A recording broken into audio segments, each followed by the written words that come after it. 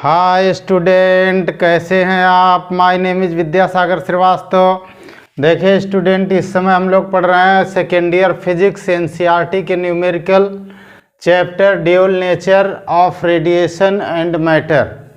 Question इसका हमने first लिया हुआ है 11.1। Find the maximum frequency and minimum wavelength of X rays produced by 30 kilo volt electrons. अब यहाँ पे जो दिया हुआ 30 किलो वोल्ट इलेक्ट्रॉन है स्टूडेंट, ये इलेक्ट्रॉन इस वोल्टेज से एक्सेलरेट होता है और एक्सेलरेट होने के बाद जो काइनेटिक एनर्जी गेन कर लेता है, वो काइनेटिक एनर्जी जब किसी मेटल के एटम पर हिट होती है, ये इस पर स्ट्राइक करता है इलेक्ट्रॉन, ठीक। तो ये काइनेटिक एनर्जी जो है एक्सरे फोटॉन में कन्वर्ट हो जाती है, ठीक है। तो जो मैक्सिमम फ्रीक्वेंसी का एक्सरे फोटॉन होगा उसकी काइनेटिक एनर्जी बिल्कुल ईवी के इक्वल होती है। यही फंडामेंटल इसमें लगा हुआ है, ठीक है। Potential difference of accelerated electron, तो जो एक्सेलरेटेड इलेक्ट्रॉन है उसका पोटेंशियल डिफरेंस है 30 किलो वोल्ट। इसको हमने कन्वर्ट कर दिया है 3 × 10⁴ वोल्ट में, ठीक है। किलो को हटा दिया, 10⁻³ आ गया, 3 + 1 4 हो गया। आप इतना जानते हैं।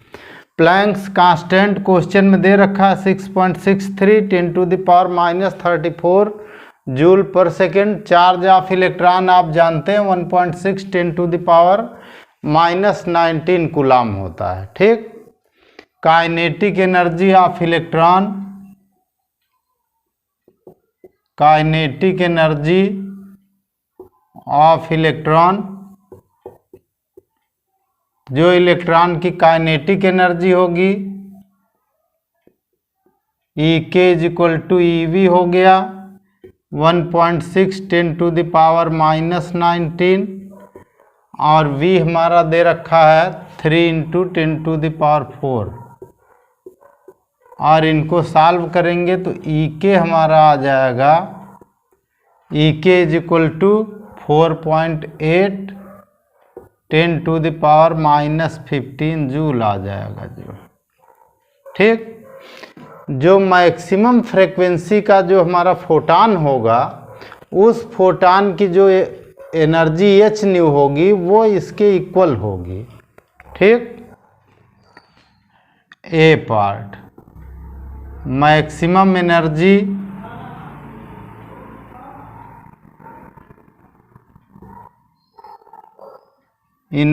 ऑफ एक्सरे फोटॉन,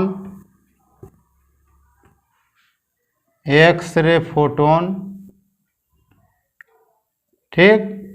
और ये होता है hν मैक्स, और यही हो जाएगा जो इलेक्ट्रॉन का Ek है, इसके इक्वल हो जाएगा, ठीक। यहाँ से आपको निकालना है मैक्सिमम फ्रीक्वेंसी, तो उससे यहाँ निकल आएगा, यानी मैक्सिमम फ्रीक्वेंसी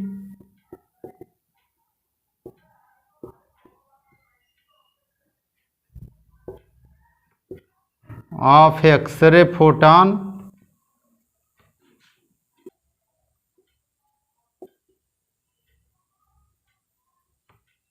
यहाँ से फार्मूला बनाइए, यही न्यू मैक्स है, तो न्यू मैक्स,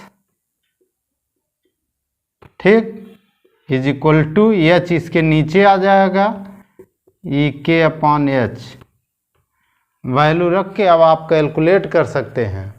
EK कितना है हमारा, देखिए 4.8 × 10⁻⁻15, h हमारा है 6.63 × 10⁻34, ठीक। डिवाइड कर दीजिए, तो डिवाइड करने पर आ जाएगी वैल्यू हमारी न्यू मैक्स = 0. डिवाइड करेंगे जब 4.8 को 6.63 से, तो 0.724 × 10 टू द पावर, ये पावर ऊपर जाएगी प्लस हो जाएगी तो पावर बच जाएगी 19 हमारी। इससे एक पावर इसको दे दो, ठीक। तो न्यू मैक्स की वैल्यू आ जाएगी, nu max is equal to 7.24 10 to the power 18। Frequency का यूनिट एच, यूनिट कैलकुलेशन के जस्ट बाद लिखते हैं, ठीक है।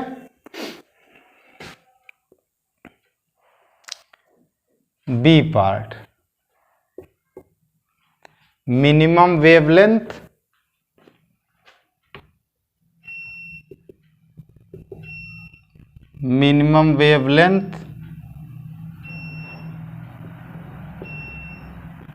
ऑफ एक्सरे फोटॉन,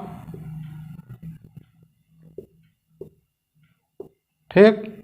तो जो एक्सरे फोटॉन है उसकी मिनिमम वेवलेंथ, इसको हम लोग लिखेंगे lambda minimum is equal to c upon nu max.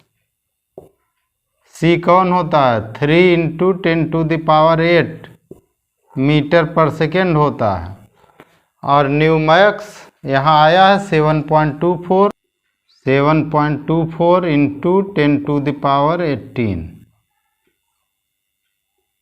Is equal to, जब इसको इससे डिवाइड करेंगे तो डिवाइड करने पर हमारी जो वैल्यू आएगी स्टूडेंट वो आएगी 0.41 इंटू 10 टू द पावर -10, ठीक। लैम्डा मिनिमम आ रहा है, यानी लैम्डा मिनिमम की वैल्यू आ जाएगी, ठीक। ये होता है एंगस्ट्रॉम, तो ये इतना मीटर आप लिखेंगे, यहाँ ये मीटर में है, एंगस्ट्रॉम में लिखेंगे 0.41 एंगस्ट्रॉम हो जाएगा, यानी लैम्डा मिनिमम हो जाएगा 0.041 नैनोमीटर, ठीक। तो नैनोमीटर में अगर निकालना है तो ऐसे वैल्यू लिखेंगे। अब आप इनमें कोई भी आंसर लिखेंगे, यहाँ मीटर में लिखिए, सबसे सूटेबल आंसर होता है। ओके स्टूडेंट, आप हमारा चैनल देखते रहिए, लाइक और सब्सक्राइब करते रहिए और अपना ज्ञान बढ़ाते रहिए। Good day student.